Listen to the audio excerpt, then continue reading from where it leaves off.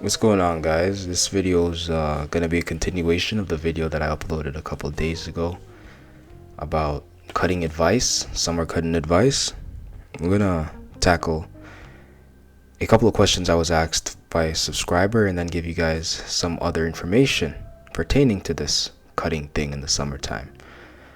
First question I was asked, what fruits did I mention in the video? Well, if you check the description of that video that I posted, what I had mentioned, the breakfast item that I had mentioned was all listed there, the ingredients. Also, always check the description of the videos that I upload, because I always put a couple of gems in the description. May it be a link for you to get a book, may it be an article for you to go verify what it is I'm saying, or just some extra knowledge. It's always located in the description of the video.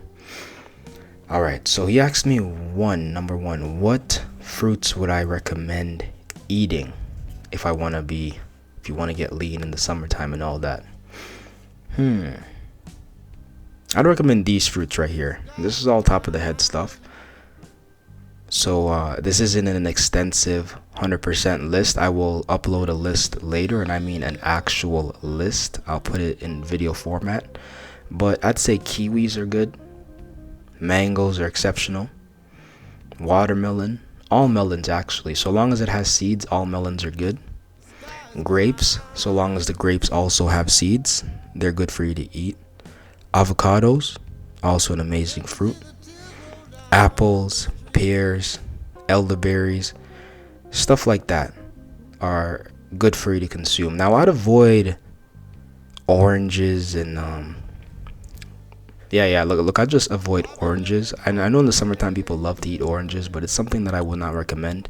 Pineapples as well, and the reason for that is because I believe those things to be pig food, right?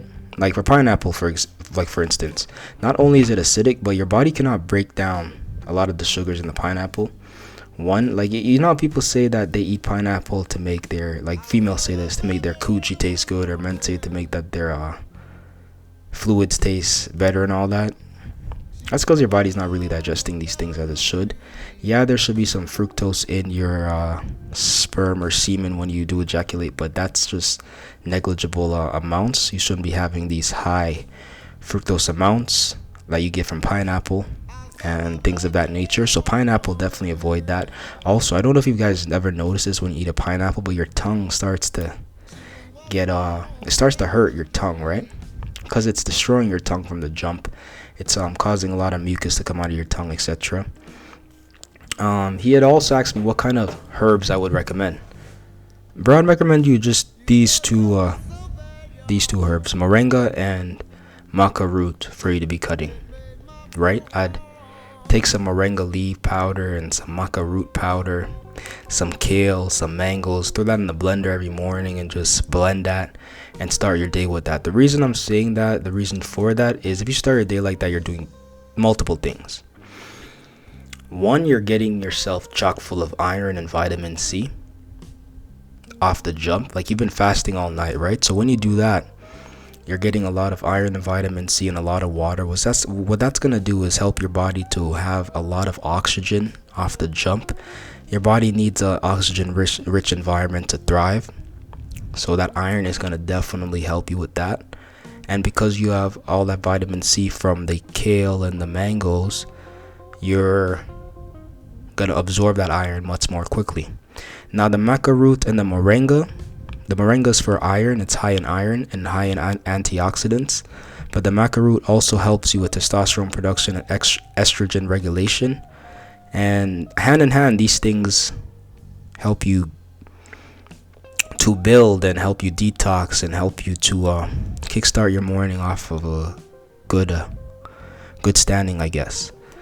Things that I recommend. He also wanted to know why I did not recommend potatoes, or someone wanted me to know why I didn't recommend potatoes and rice and wheat and bran cereals and stuff like that. Reason for it: one, it's acidic food. Two, these things cause a lot of mucus in the body. Right, I don't know if you've ever noticed this when you eat potatoes, like your tongue gets really dry and you need a lot of water. And I'm talking about potatoes without even salt. If you ever went to Wendy's and ate their potatoes, you notice that you need a lot of water. although there's not a lot of salt on their fries, etc., etc. It's because the body's producing a lot of mucus. The body's trying to get rid of that. Even more, potatoes are a member of the nightshade family, so it's a poison. Potato is legit a poison. I know they say it has to be green to poison you, but I don't know, man. I wouldn't consume something that I know is from a group of plants that is known to be a poison. Nightshade is a deadly poison, right? And if it's from the nightshade family, I'd just avoid it altogether. So potatoes are a no-no for that reason. Wheat and wheat brand cereals, etc., like bread, is a no-no. I know you hear like a gluten fad going around. Oh, don't eat gluten, don't eat. There's a reason for that. And this isn't fad talk. One, it's acidic to your body. Two, it gunks up the system. And what it actually does, and this is why you see a lot of things in America like this. You see an American person, average American person, they eat burgers, they eat fries on a regular basis. So the stereotype goes. And they keep eating and eating and eating, and then they get fat and obese.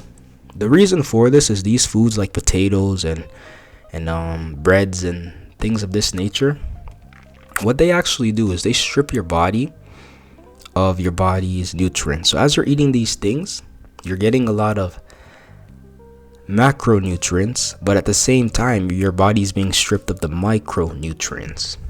And as I told you in the first video, it's more important for you to focus, especially when you're trying to gain weight or lose fat. It's more important for you to focus on micronutrients than macronutrients. Because here's the thing, if you focus on macronutrients, this is what happens. You start gaining a lot of weight. As I said, I'm using the fat American, the average fat American as my template here. But what happens with them is that as they're eating these fries, they're having a false sense of being full. Right? Their stomach is distended, so their stomach sends a signal to the mind saying, oh, we're full, don't eat, right? But after it's done digesting, the body's like, wait, we're hungry again. Why is the body telling them they're hungry again? The reason is this: although your intestines and your stomach might be distended and full, there's no nutrients in that food. So because there's no nutrients in that food, your body's going to want more food to get into your system so that it can get these nutrients. And what happens is a vicious cycle begins. You're eating garbage, right? The potatoes and the wheat and the bran cereal. And you're not even getting full for a long time. You're getting a false sense of satisfaction. You're feeling a false sense of satiation. And because you're feeling this false sense of satiation, you then start to eat more to compensate when you eventually get hungry.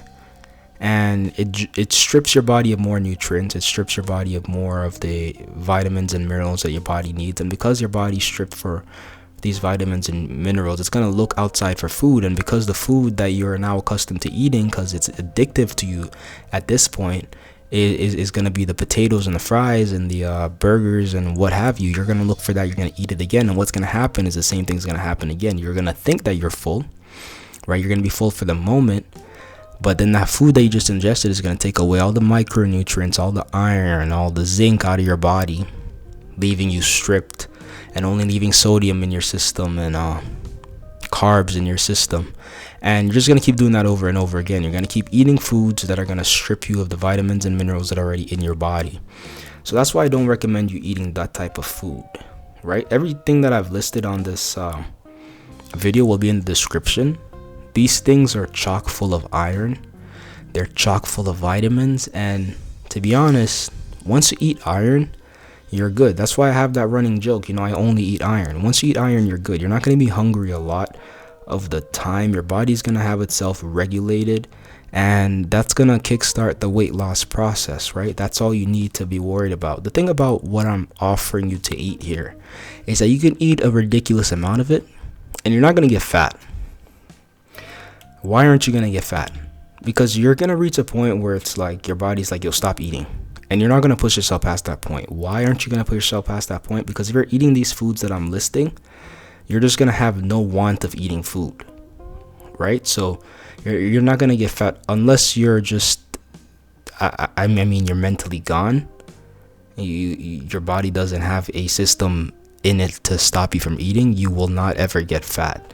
And if you're exercising and taking care of your body, what's going to happen is you're going to start to build a lot of muscular reservoirs and other things. Like your body's going to start taking that food, it's going to start putting it on the joints, helping your joints be lubricated, all these things. It's going to fix your body. As I said, you only add to the body the things that will help it. Potatoes, they're a form of they're from the nightshade family. Also tomatoes as well, right? So only eat cherry tomatoes. Don't eat all these other tomatoes because they're part of the nightshade family. As I said, nightshade is a deadly poison. You do not want that in your body in any amount. They feed it to us on a wholesale basis. It doesn't make sense. More on that later, right? This is just a reply to a subscriber. But yeah, you need to avoid these types of food because, as I said, they draw all the nutrients out of your body.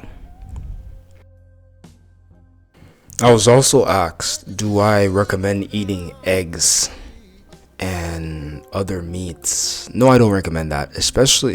I don't recommend eating dead animals at all.